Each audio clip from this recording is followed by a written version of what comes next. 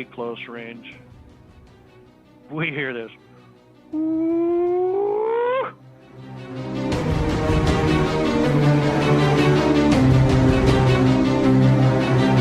What struck me was, as I looked down, actually in the quarry, there were these three very dark figures. That one in the middle stood there like a statue. These two on either side of the big one were rocking back and forth, side to side.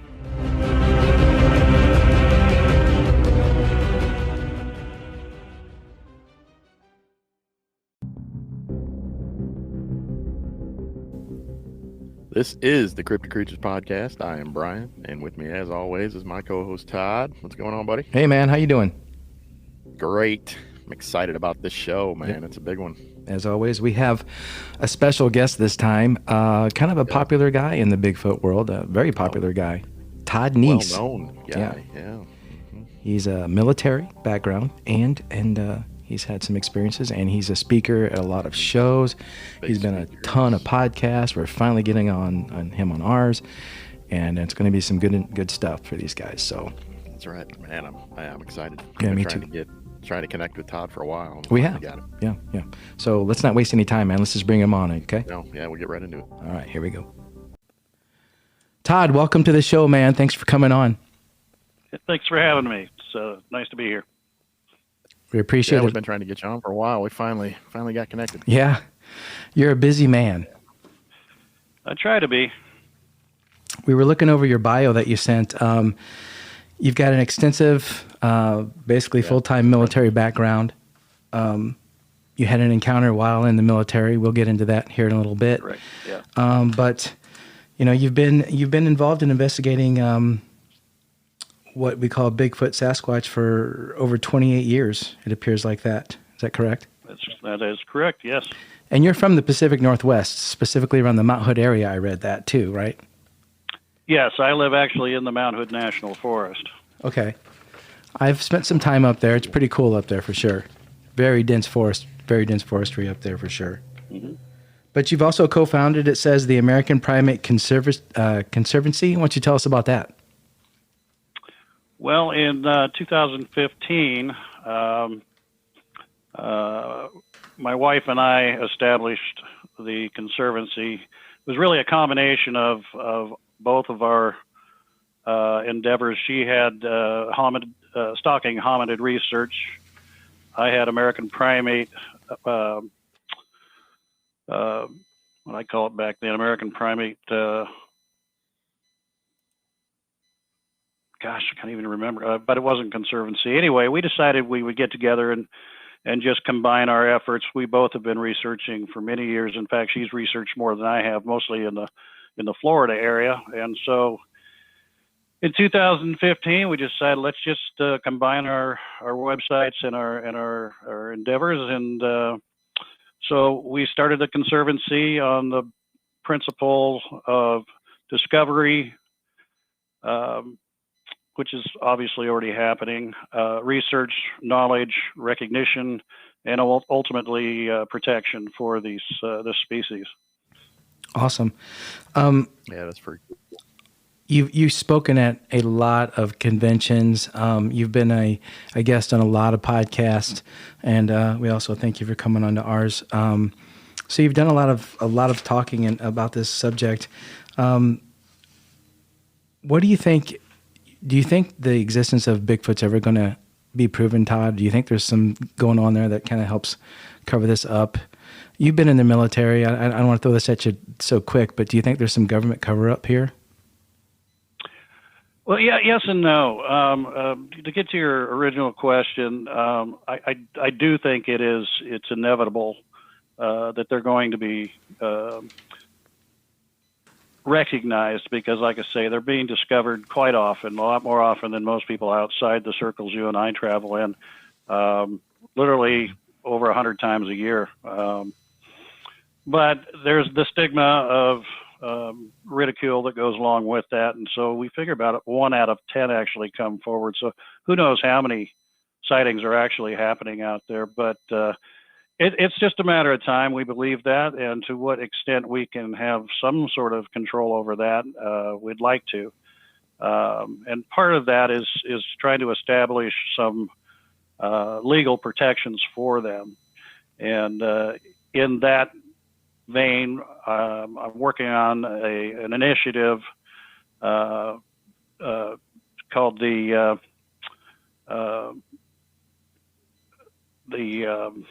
Native American or First Nations protection initiatives. People have tried many times, both in the U.S. and Canada, to try to get these protections enacted, and we kind of think they're going about it the wrong way. I think the proper way to do it is to work with the tribes. It's part of their culture, and let's face it, we've been in this area. When I say we, I mean Westerners, if you will, for a little over 300 years, and they've been living symbiotically with these creatures for over 19,000 years. So I think it stands to reason that they are much more aware of these, and that's why it's part of their culture.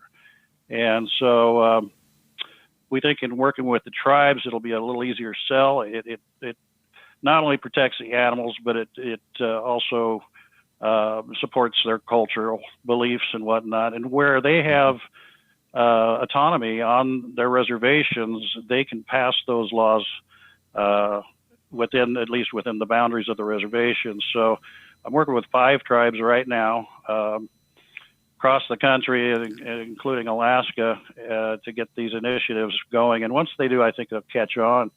And then I think down the road, when we have a couple hundred different tribes and reservations across North America, to include Canada, it's just, it makes it a whole lot easier to sail to go to, say, the Department of the Interior, who runs the Forest Service and Fish and Wildlife and whatnot, and try to get something passed, because we'll already have established something, at least throughout the continent, with these tribes. As far as government cover-up's concerned, I think a good example of that kind of, I wouldn't call it secrecy, but we just recently have seen the government come forward with Project Blue Book, and some of the encounters that the military has had with UFOs, which is interesting. I think they're going to hold back on some of these items until they feel it's just close to be coming to the truth. And I think the same thing is with these creatures. And my opinion is they've got to put things on a scale. Certainly the government knows everything we know. Right. The question is, why are they not coming forward with it? And I think as a leader of any country, really, one has to ask, what are the consequences, whether we come forward with it or we don't. And that's really the choices. It comes down to those two choices. And I think they just put it on a scale and say, look, if we don't say anything, then we leave it up to the public to go about trying to find their own answers. And maybe they'll find some that we don't know. Mm-hmm. Versus if we put it out there as a known fact that the government is aware of it, there stands a good chance that there would be a number of really negative, if not dangerous, reactions that may come from that. So when you put it on a scale and you weigh those consequences, it just probably seems more appropriate for them to let this sit under the radar for now. Right. Yeah, I know what you mean. Before we go any further, I want to thank you for your service. So you were in the Iraq War, and it says you were received numerous honors from the U.S. Army, and where you served for 21 years. So I appreciate that, and we thank you very much. It's my pleasure. So Todd, you had your encounter when you were in the military. What made you get into the military? Well, my father was served in the Army.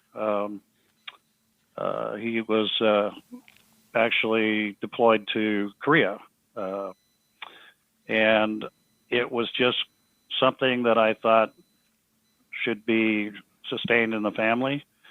I love my country, and initially I got in as a National Guardsman, so here in Oregon, so that I was a traditional Guardsman, as people I'm sure are aware of. Is you do training 1 week in the month, a couple of weeks in the summer, but you still have your Monday through Friday 9 to 5 job. At the time, I was a vice president of a shipping company and raising a family, and so I chose to go in on the enlisted side as a combat engineer. And for those of your audience aren't aware what we do, our mission is mobility, counter mobility, which means that we try to deny the enemy passage, whatever route they're trying to take, and whether that be destroying a road or a bridge or putting in a tank ditch or wire obstacles or minefields. That's what we did. In mobility, just the opposite. If we run into such obstacles, it was our job to get ahead of the movement element. And a lot of that, as you can imagine, involves explosives. And so I did that for 6 years, from 89 to 2006. And we were actually practicing demolition training on that day, April 3rd, 1993. We were in the Coast Range, in the very northwest corner of Oregon, near a town of Seaside. I've been to Seaside before. Yeah. Yeah. Okay, so basically between Seaside and Saddle Mountain is all private-owned timberland, and we had special permission to get in there 1 week in the year to do some major explosions. They had a number of gravel quarries throughout their property that we would use to do different types of missions, if you will. That particular day, I remember we had three different missions.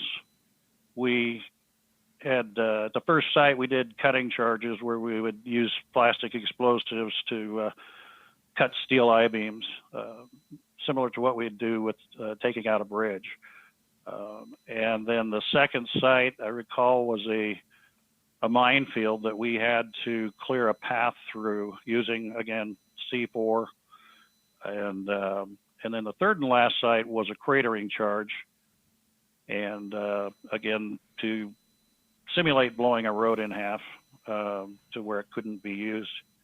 And we had set the fuses on that last explosive, about 250 pounds of ammonium nitrate that we had been soaking in diesel fuel for about 3 hours. And we got up there, we set the fuses, we initiated them, and obviously our SOP at that time is to get the heck out of there. So we got aboard. We had 4 vehicles there, 2 Humvees in the lead, troop transport as third vehicle, and the fourth one was a commander's vehicle bringing up the rear. I happened to be a passenger in that second Humvee, sitting directly behind the driver.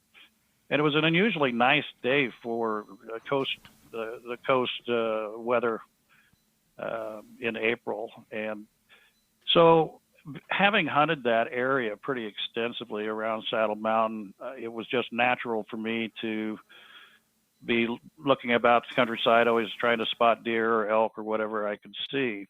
And so as our convoy rounded this corner, the second blast site came into full view, some 600 or 700 feet away. And what struck me was, as I looked down, actually in the quarry, there were these 3 very dark figures, and just something didn't seem right about it. I mean, my first thought was, what the heck are those people doing down there? Because you can imagine the security that we use, the safety measures when we're doing this. We had to block off any roads going in there, even though they were locked off. risk having people getting hurt. But that thought didn't last very long, because the more I looked at these things, and I had a very, I think, extensive view, about 25 seconds of uninterrupted view. How far away were you from these guys when you saw them? Yeah. It wasn't one of these 3 to 5 seconds, something ran across the road in front of me things. I mean, 25 seconds doesn't seem like a lot in the long run, but if you just stare at your watch for 25 seconds, it's quite a while. How far away were these? They were between 600 and 700 feet away. Okay. And you say they were near the second or the last blast site? No, they were. The last blast site was still cooking off behind us. This was the one that we had detonated about an hour earlier. Okay. And I'm looking at these figures, and something just didn't add up. Not only the fact that they were dark black, and they were not wearing any clothing. That would have been easy enough to see from that distance. But their profile was nothing like a human profile. By that I mean the head sat squarely on the shoulders with no real visible neck. I mean, if you could imagine the traps just starting below the ears and going straight out to the shoulders. I mean, these things look like bodybuilders, all 3 of them. They stood 3 in a row, facing us, watching our convoy come down the hill. Barrel-chested. You could see a taper down to the waist, and then these long pendulous arms that extended below their knees, and that wasn't right. And the legs were well out of proportion for humans as well, much longer than ours. But it was the activity that they were involved in that really struck me. And it was the one in the middle, the one is the tallest of the 3, stood there like a statue. But it was these 2 on either side that flanked the larger one, and they were not small by any means. I figure maybe about 7 feet tall. Again, while that one in the middle stood there like a statue, these 2 on either side of the big one were rocking back and forth, side to side. Looked like they were like shifting their weight from one foot to the other, and just kind of doing this action. And in the process, these long arms are swinging back and forth in front of their knees, and they exhibited that behavior the entire 25 seconds I watched them. And then 25 seconds elapsed. We turned another corner, and I lost sight of them. And to be honest with you, I was in shock. You have to understand, I did not believe in these things whatsoever. And you can't grow up in the Pacific Northwest without hearing stories of Bigfoot or Sasquatch, but I'd kind of relegated it to a scary campfire story kind of thing, a legend, but not so much true. And well, let's just say that event, that 25 seconds, was an epiphany that it's changed my life ever since. It's just amazing to think 25 seconds and the entire course of my future changed. Wow. Yeah. Did the other guys see him? So nobody in the convoy that I'm aware of saw them. What's interesting, though, is we had a separate group that would stay one site ahead of us. They would actually prep the site. They would drop off the I-beams, and then they'd go to the next site and set up these anti-tank training mines that we had to then go up and breach a lane through them. And then they went up to the third site and dug a starting hole, if you will, for the cratering charge. So we were split kind of in 2 parties, if you will. They were down at the safety staging area where we would drive to and wait the explosion out, and then from there we would go back and check our work. And when we got down to that staging area, it didn't seem like it was that far back from where I had seen them, so I just instinctively ran back up the road as far as I dared, try to get a view. And we have a rule. It's 100% integrity. Everybody's accounted for. You have to be. You can't have people missing. Right. So I could only go so far, and unfortunately, I strained. I had my hand up to my head. I'm on my tiptoes. There was this dang hill that just was obscuring my view of the gravel quarry. But while I was standing there trying to look off in the distance, I heard somebody yell out my name, and I looked to my right, and here comes Sergeant Martin. And he yells out, "What are you looking at?" And I drop my hands to my side. I go, "Oh, nothing." And Jeff continued to come up to me. I remember he was smoking on a cigarette, and he comes up and says, he says, I'm wondering if you might have seen what I saw down at that second blast site. And I wasn't going to say it, I said, "I don't know, Jeff. What did you see?" And he took a drag off his cigarette, and he looked left and right to make sure nobody else was in earshot. And he said, "Well, I saw 3 huge hair-covered Bigfoot, I guess." And of course, at that, I said, "Yeah, I saw them too, Jeff. Amazing, And Jeff works. His 9-to-5 job was working in the woods when he wasn't training with the military, and he'd never seen them before either. So that was, it was nice to have that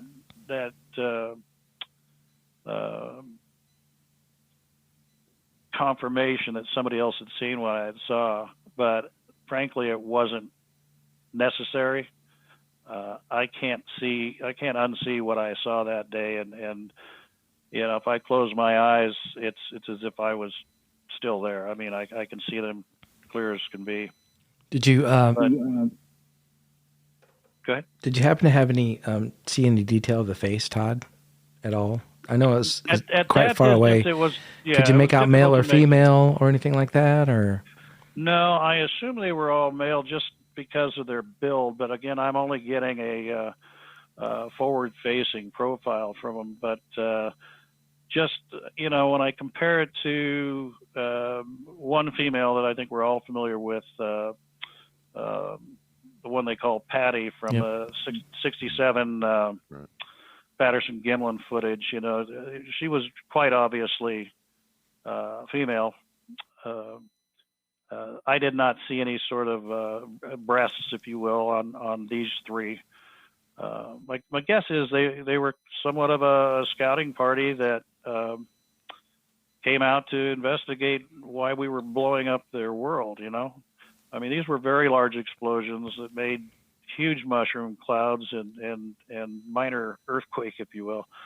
So they were curious enough to overcome the fear that you would imagine any other animal out there would be going 360 degrees in any direction. And I think that's important to note, because curiosity in and of itself, especially when most animals are going to react negatively to something like that, curiosity is strong enough even to overcome that sort of anxiety. Tells me that these things are intelligent.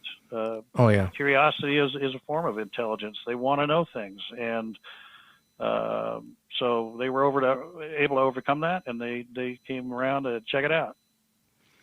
So I wanted to add, if I could, the next training or drill, as we called it, would have been in May.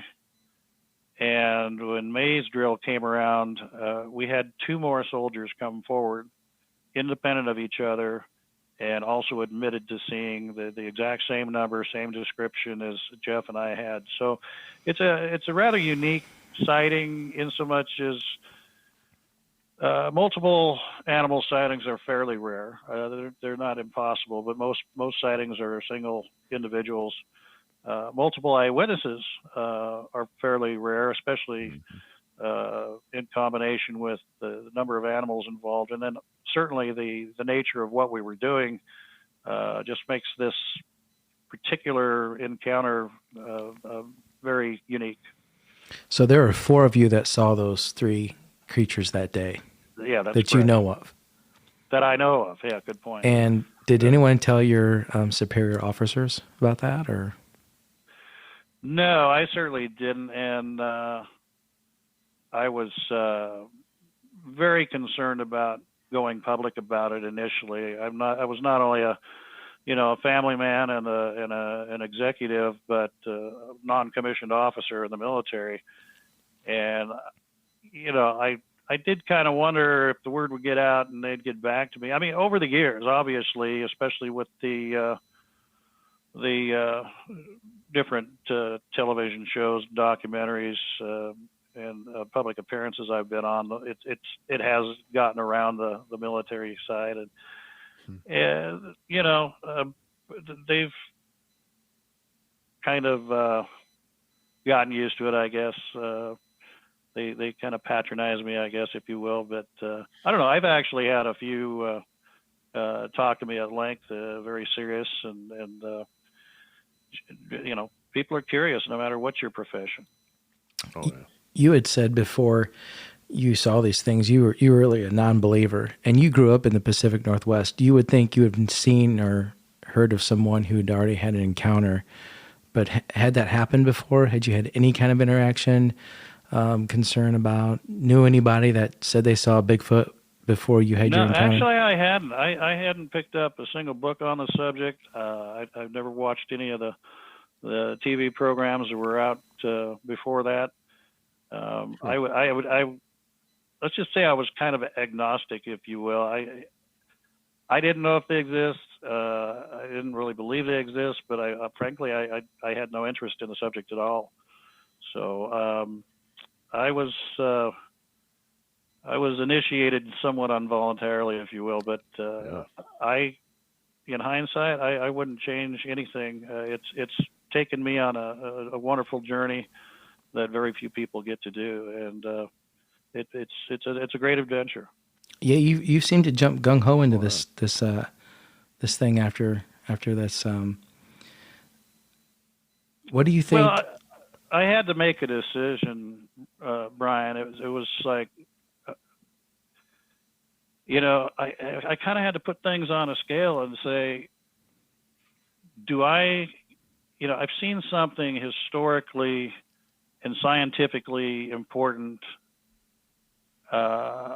Something needs to be said about it, but do I want to be the one? And the consequences to me were a little intimidating. People who knew me personally and have known me for years, they know I'm not prone to go out and make up crazy stories like that. And then publicly, I got to a point where I said, you know what?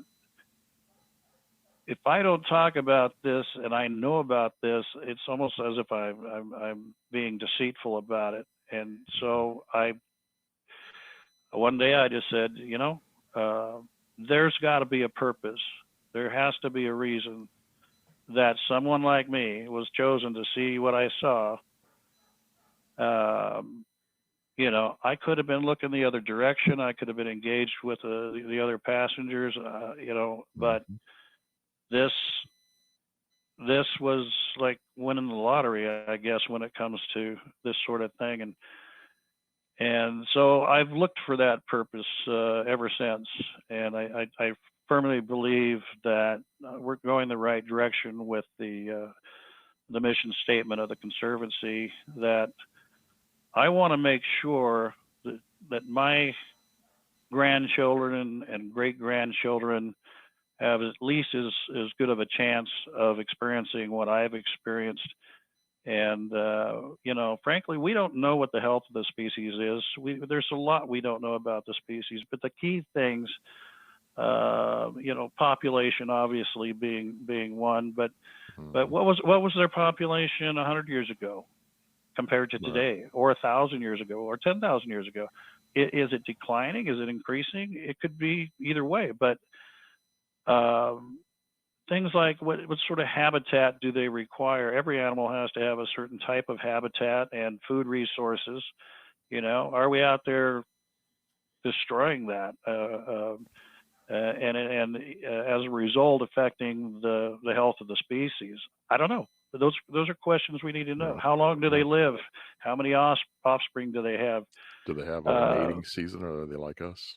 That's those are all good questions, and I hear people say all the time, "I'll just leave them alone. They're doing fine without us." Just but that's kind of an ignorant approach, if you ask me. I've studied extinction, and it's part of nature, and it happens all the time.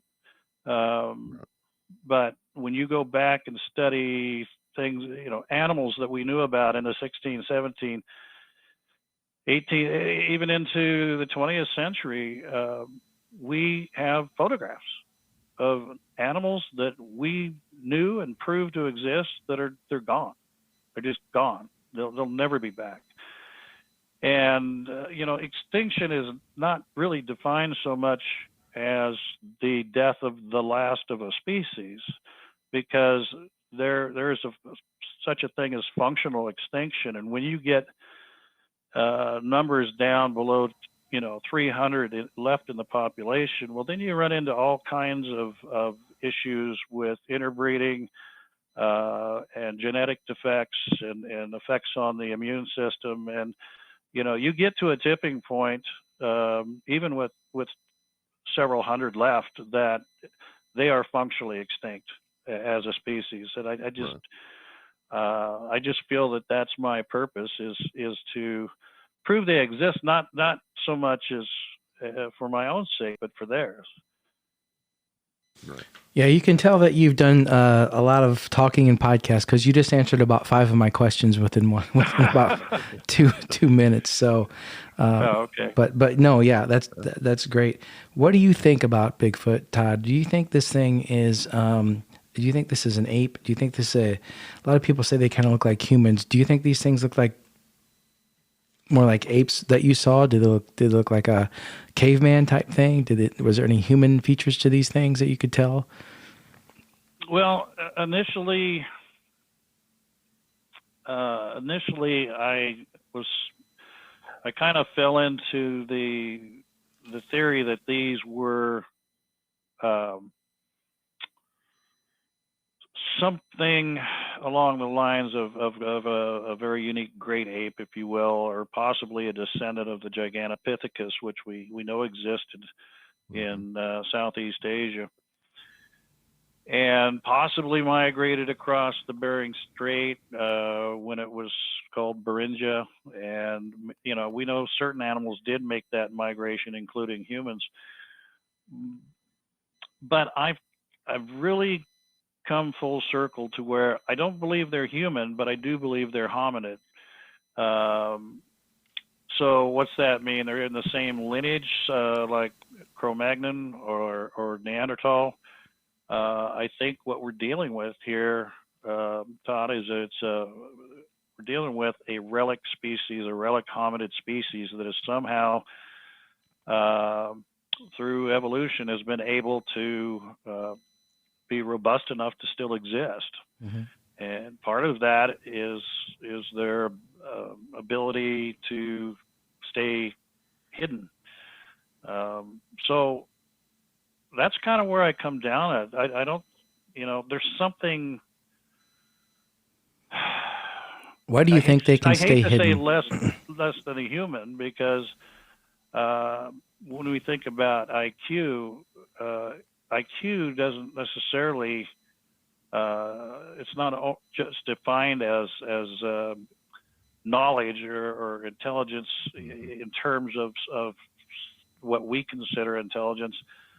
They could certainly have a higher IQ than we do, but it's in a whole different category. It's in a natural category. I'm sure they can run circles around us. Which is probably how they stay hidden. Exactly. Yeah. Right. I mean, do you think these things, our theory is, or my theory is, I always talk about the cave. Do you think they live in caves a lot? Do you think that's how they stay out of sight? Or do you think they're more interdimensional? Do you think there's something like that going on? I don't want to go down that road, but I just saw that head shake. Everybody has to talk about it. Why? No, it's a fair question. I am one that believes that these they're very unique. They have certainly some qualities to them that some I've just only recently discovered that kind of could fall into that whole what we call the woo factor. You know, people that are into the paranormal aspects of these things. I'm trying to find scientific answers to exactly what people are seeing and how they might misinterpret it as some magical paranormal behavior.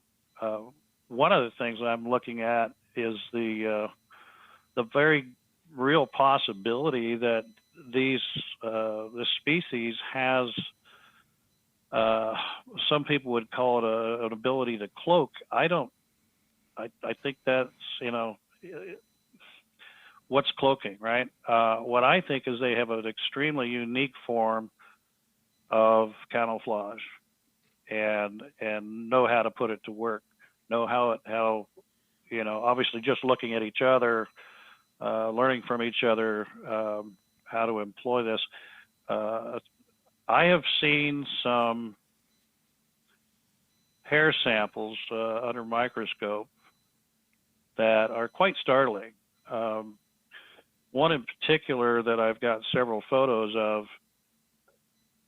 You can imagine a clump of hair, a sample of hair under a microscope, backlit with white light, and I was really surprised to see that a number of the hairs in that sample, perhaps a third of them, were actually translucent, clear shafts of hair, where if there were other dark hairs underneath it, you could literally see the dark hairs underneath it through this translucent hair, similar to fishing line, or what I like to, what I'm experimenting with is fiber optic wire. I've bought about 1,000 feet of it, and I'm thinking, you know, similar to what some dogs have, guard hairs that are a kind of separate layer, if you will. If this species has clear shafts of hair intermixed within their hair, then I would think that hair, similar to fiber optics, would actually absorb both the natural light and colors that are surrounding them, and in doing so would literally make them appear to kind of blur out a little bit, especially if they're not moving. It would be the ultimate camouflage. So I'm planning on purchasing some either real or synthetic hair and taking some photos of it in different positions in the forest, different lighting conditions, and then infusing that hide, if you will, with hundreds, if not thousands, of fiber optic cables, and then repeating the experiment again in different lighting scenarios. But I would think that the fiber optic or the clear hair would absorb and transmit the light and color that surrounds it.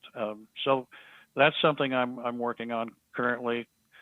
I'll have to tell you something though, and I don't think I've really talked about it much on any podcast, but it was an amazing experience where I had been invited to, of all places, Nebraska, by the Omaha Nation to come out to their reservation and go out in the field and do some exploring, and they had some things they wanted to show me. I'd been in touch with them for a couple of years, and I had seen video that was hard for me to swallow. You hear people talk about eye shine, is what most people refer to it as. Mm-hmm. And it was one of those things I'd have to see to believe. Well, I am here to tell you, for 5 nights in a row, we'd go out from between midnight and 3 o'clock in the morning to a couple different places, actually, where my native friend would shut off all the lights. There's absolutely no ambient light, no street lights. We didn't have any flashlights or anything. And he would call to them in his native language. He would yell out, "Aho, gigo," what do you say? "Aho, kage," which means hello, friend. And then he'd say, "Gigaho," which means come closer.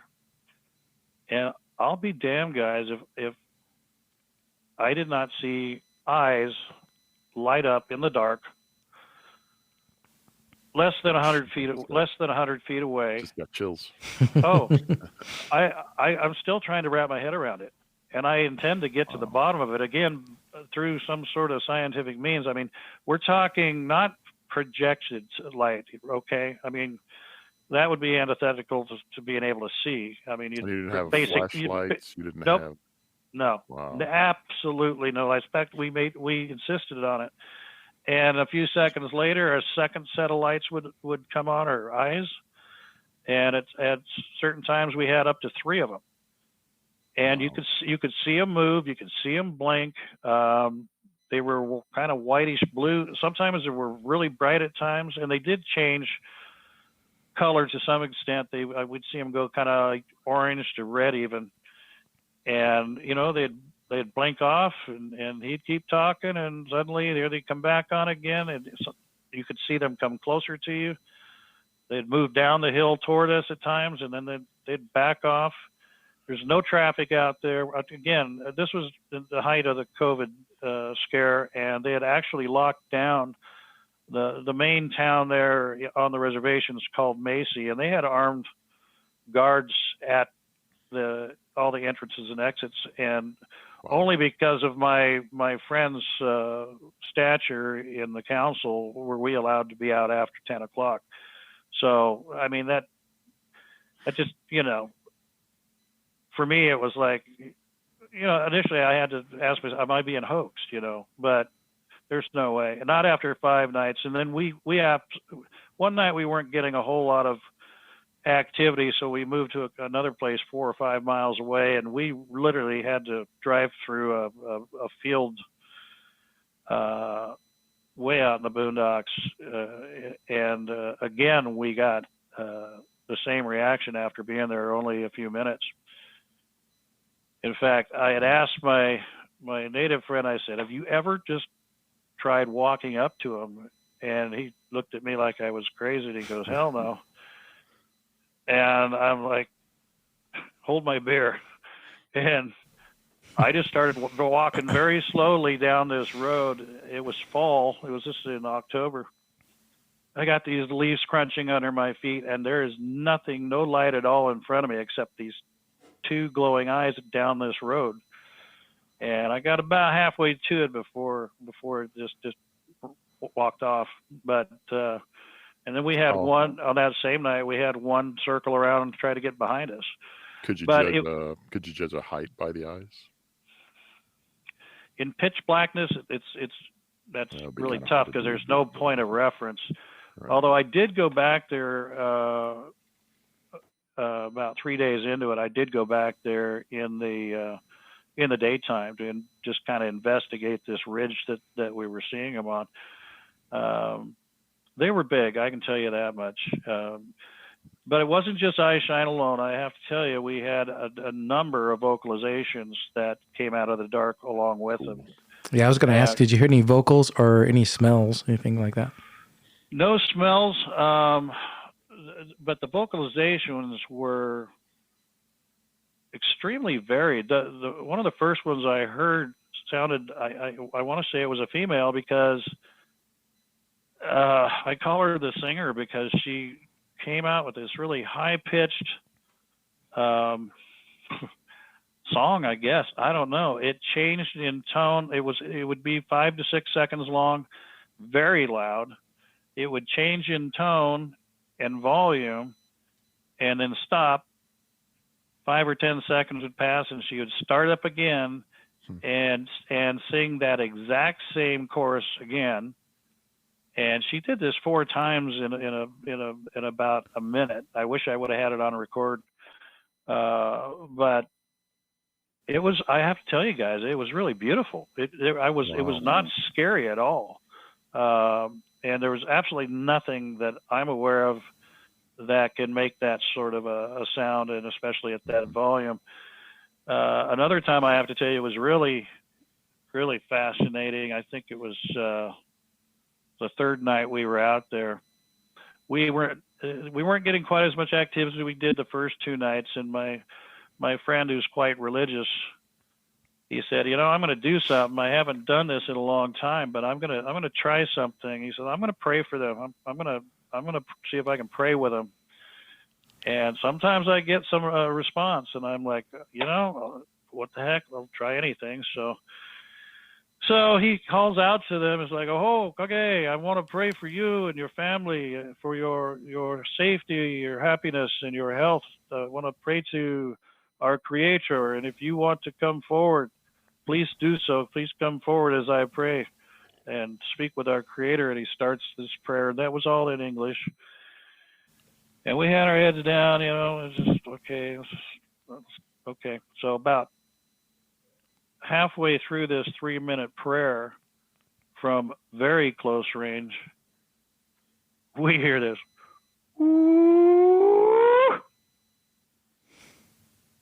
And it did it 4 times, and I'm trying to keep my head down. I swear it was 60 feet away, and it did this, and I'm toning it down. I don't want to blow your speakers out, but it did this 4 times in about 12 seconds. Wow! Very loud. This started low and then crescendoed up, and then it stopped, and he went on and finished his prayer, and I looked at him, I go, dude, was that them? And he goes, yep. He said, that was them. He says, I even think I know that one. I've heard him before. Wow. So had it not been for the vocalizations, it would have been a whole tougher sell for me. When I went out there in the daylight, I had the singer give me 1 verse, and I knew they were still active. I thought they wouldn't be active during the day. But as I'm walking back to the car, from the complete opposite direction, I heard 6 very rapid fire tree knocks, I suppose. It sounded like wood on wood. Well, it sounded like 2 guys with baseball bats just slamming them together, wooden baseball bats. But it was, I've heard tree knocks. It was usually like onesie twosie stuff, and this was a 6 very loud, rapid, successive knocks. And I obviously got the heck out of there. But now, so, I can't remember if it was Brian or Todd that was asking me earlier about how many sightings I've had or encounters. It was me. Other than 1993, I'd have to say that I would qualify what I experienced on the Omaha reservation as a visual encounter. Oh, for sure. But those are the only 2 incidences, I should say. But I've had smell encounters. I've had 1 smell encounter, and trust me, that's enough. I've heard that.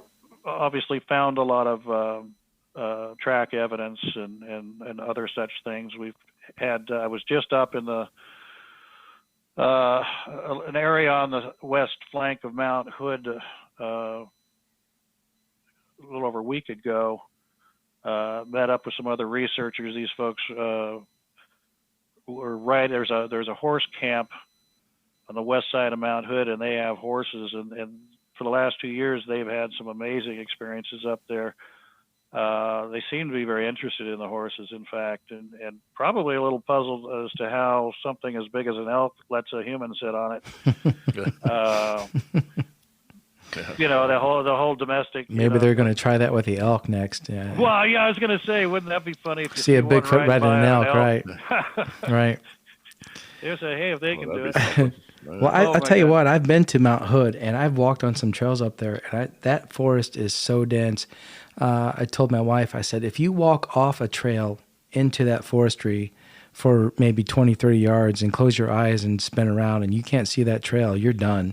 I mean, it's just amazingly dense forest. People don't understand. Oh, they just rescued a 14 or 15-year-old boy today. Thank God, he'd been out there for 2 days. They found him along the Pacific Crest Trail about 3 hours ago. Yeah, it's very easy to get turned around, and it's very steep in some places, especially where we were. They get rocks thrown out in the middle of nowhere. They'll have rocks thrown out in the trail right in front of them. They've heard voices that aren't human, chatter, different sounds that. In fact, one night I was out there. I don't know. Do you know who Joe Beelart is? I don't think so. Ryan, you know Joe? Joe Beelart wrote a book called The Oregon Bigfoot Highway. That was a good friend of mine, and he was up there with us. He was actually camping outside of our horse camp on a cot, and about 2:30 in the morning, I decided to go out there. I've got one of these Tascam digital tape recorders that I took out, trying to record something, and every camp in the campground was shut down. No lights, no fires.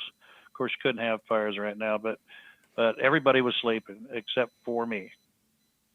And I went out to where Joe was, a few hundred feet from the camp, and he was sound asleep. He had a camp chair there, and I sat there, and all of a sudden I start hearing a conversation of sorts coming from the woods. The only thing is, I mean, it was definitely a conversation. The only thing was, it wasn't English, and I don't think it was human. But it was definitely two individuals having some sort of a combination, in an extremely bizarre. It didn't. What kind of language did it? What kind of language did it sound like closest to? I don't know. The guy I was with, Gary, has described it as sounding almost Arabic. I don't know that I could put the same description to it, but it was a language, but I don't believe it was any human language. And it went on for several minutes. I tried to record it, but when I went back and checked, I didn't quite get it. But that was about the only thing that I noticed. They had some more instances when they rode the horses up on Zigzag Mountain, some more not tree throwing, but rock throwing and whatnot. Last year, Gary, it's an interesting story. Gary rides a electric mountain bike. He's not much of a horse guy, so the wife would run the horses. She races them in endurance races, sometimes over 100 miles. Wow. And so she takes them up there to train because the steep terrain builds up their strength. So he would follow on his mountain bike, and this was last year, I believe. And very, very rugged. I mean, he proceeded to beat himself up. He crashed a number of times just trying to make the 14-mile loop. But they get back within about a half a mile of the camp, and they had to cross this river. Well, of course, she can ride the horse across the river, no problem, but he had trouble with this really heavy mountain bike. So she got off her horse and helped him get this bike across this river. And then they continued toward the camp when she realized that she had left her riding crop down on the bank of the river.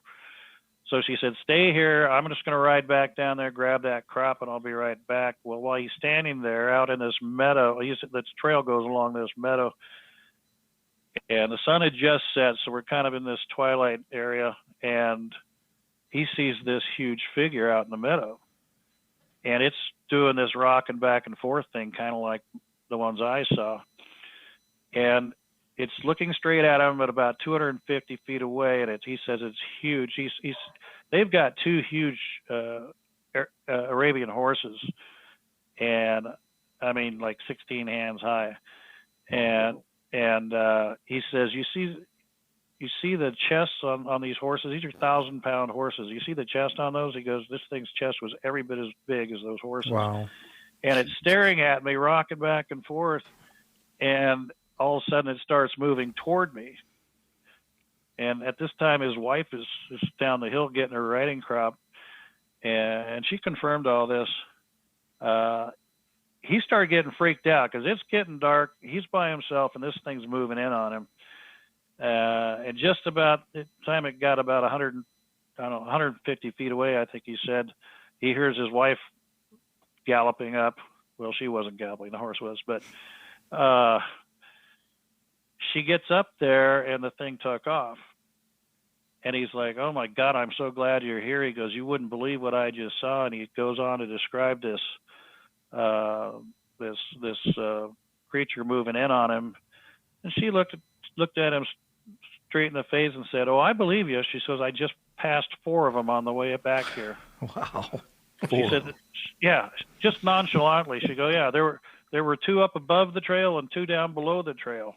Wow. And she said, I just kept my head straight and kept riding, but they were right there on either side of the trail, about 50 feet away from the trail. So he thought he had some great story until she showed up. So, oh yeah, I just passed 4 of them. That's crazy. Now, do you? Anyway. Well, Todd, we appreciate you coming on and telling all this stuff and your encounter and talking about that. What's your big thing you got planned right now? What are you working on specifically? What's the next thing you got going on? If you can tell us a little bit about that before we wrap this show up today. Wow. I just got picked up for a 7th conference in the next 11 months. I'll be speaking in Idaho next week at SquatchCon. And then I'll be speaking next month in Arkansas, little town of Mena, Arkansas, northwest Arkansas, excuse me. I'm still waiting to hear back on Alaska. There's going to be a conference up in Fairbanks, but they told me they're having a meeting and they've got room for one more. Nebraska. Are you going to the Crypticon in Lexington, Kentucky by chance? In November? In November. Is it November? I haven't made that decision yet. I haven't been asked to speak there, but I go to these things as spectators as well. Mm-hmm. We're going to be there. We'd love to have you come show up and sit down and talk to us some more, because I know you've got a lot going on and a lot more to talk about and tell us. Just too much to put together in one episode. Yeah, right? I'm working with a producer and a writer in Florida. We're talking about possibility of doing a series or a mini series. They just sent me some paperwork on it. And then Doug Hadjasek, who wrote and produced Monster Quest, mm-hmm. One of my favorites. as well as Sasquatch Legend Meets Science, is coming out with a second Sasquatch Legend Meets Science. I saw that. Yeah. Brian, did you see that? He's coming out with another. Yeah. How do you pronounce his last name? Hadjasek. Hadjasek. Okay. Yeah. I wasn't sure if it's Highcheck. I've heard it pronounced so many ways. Yeah, Hajicek. It's a weird spelling. But he contacted me a couple days ago and wants me to be on that program with him. Awesome. So there's a lot on my plate, as well as a lot of getting out in the woods and field research. Sure. And some of the experiments I'm doing. That's kind of what I was curious about too. Talk to us. That's awesome. Yeah. Oh no, it's my pleasure. I really appreciate you having me on. Right on, man. We'll definitely have to get you on again. You've got so much to share. Yeah, for sure. We got a lot more to cover, I'm sure. Oh yeah. All right. Well, you take care until next time, and we appreciate it again, and appreciate your service as well. All right, guys. All right. All right. Take care. Good night. Take care. Hey, man, that guy has got a lot of stuff, a lot of cool things going on. We could have talked to him for another 2 hours. For sure. Definitely. We don't want to drag our listeners through hours and hours of the same story, obviously. But we're definitely going to try and get him back on the show for sure. Oh, absolutely. He's definitely a return guest. Yeah, for sure. Really great guy, too. Just down to earth. Yeah, and, super nice guy. Very believable in everything he says, and, military background. So it's really cool. Very knowledgeable. Yeah. Hey, man, I wanted to say thanks to all the listeners again. We always do this once in a while. We appreciate it, you guys, so much. We're growing. You guys are just continue to blowing our grow. minds. Yeah. We can't say thank you enough. Right. We want to continue to put... Bottom of our hearts. Yes. And we want to continue to put great content out for you guys, and we'll continue to do that as well. So thank you again. And that's all I wanted to say. So, all right, man. We'll get out of here. Take care. Until next time. As always, see ya. See ya.